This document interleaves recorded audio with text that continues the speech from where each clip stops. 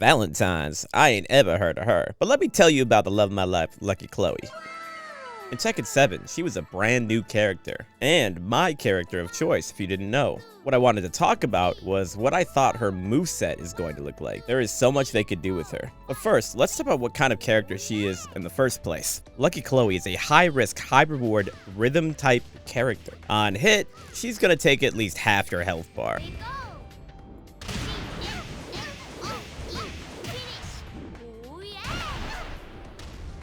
On block, well, she's dead.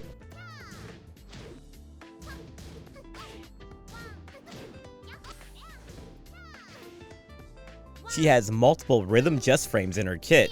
Well, just frames, as we'll talk about later. That when she hits them, she gets a super powered version of her move. Here are a couple of examples.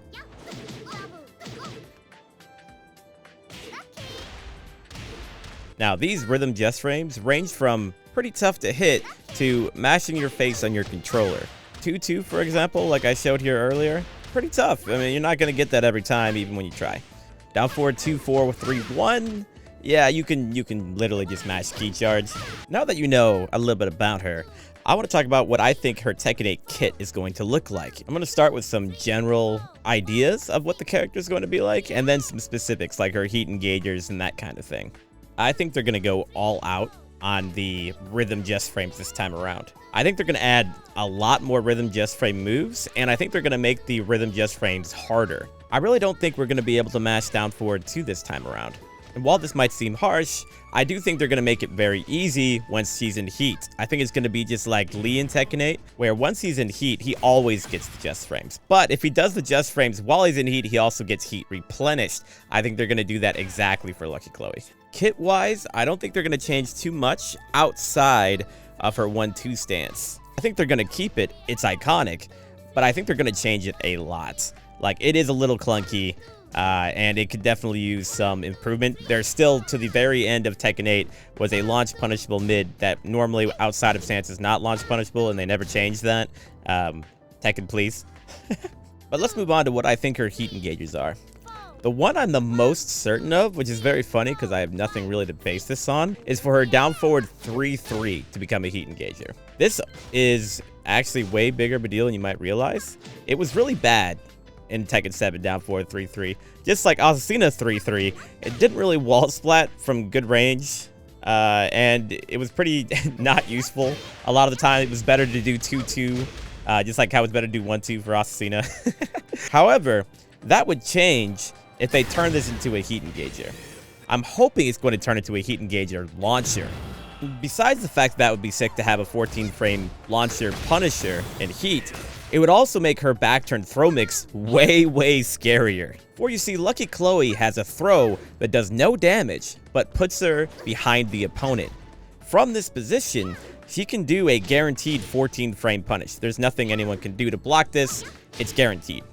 So if it's a heat engager, it would be a heat engager. But also, if it was a launcher with the heat, we could then get a 14-frame launcher guaranteed after her 1+2 throw. Wouldn't that be so sick? My other predictions for her other heat engagers would be wall running 3. This would be very similar to Steve's wall running 2. And I think that her forward 1+2 will also become one. But I think it's going to be similar to like Kazuya's and Devil Jin's. The other candidates for her heat engagers, but I don't think will become one, is her high armor move back 1+2 and her mid armor move down back 1. The reason I don't think the high armor move is going to become a heat engager is it seems that Tekken 8 is shying away from that now. Like they might even be getting rid of all high armor heat engagers because it's very toxic. If they don't, then Lucky Chloe's definitely getting it. And I say down back 1 her mid heat engager because from what I've seen, a lot of wall bouncing moves became heat engagers, and her down back 1 armor is a wall bounce, so I could see them doing that, but also it would be a first time they've done a mid heat engager armor, but who knows. And finally, I want to talk about her heat smash. I could see them putting her current rage drive in one way, shape, or form into it, or I could also see them making her heat smash a low that looks very similar to her rage art. And of course, whichever one they choose, I think they're going to add a rhythm game just frame to that mix. Other side things I'd like, I want a instant wall running blue spark like how Dragunov has, but for Lucky Chloe's wall running 3, and also her wall running 3+4, which is her yeet sweep. If you haven't seen that, it looks hilarious. She slides across the floor on her butt. Let's talk about possible nerfs that she could have. I could see them nerfing her counter hit launchers like they've done with a lot of the cast, where they might just turn it into something where she gets a heat engager guaranteed instead of a full-on launcher. It is possible that they nerf the backswing blow to where it's not a full-on launcher like how it was in Tekken 7. And they might do it like how they did Dragunov's, where it's an instant screw. Please don't make it like Asusuna's, I swear to. And I could see them maybe doing a bit of a damage nerf, because she was very, very strong hitting.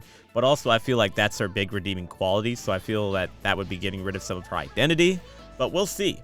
Again, she's not out yet, she hasn't been announced. But I do have a good feeling. What do you guys think? Later.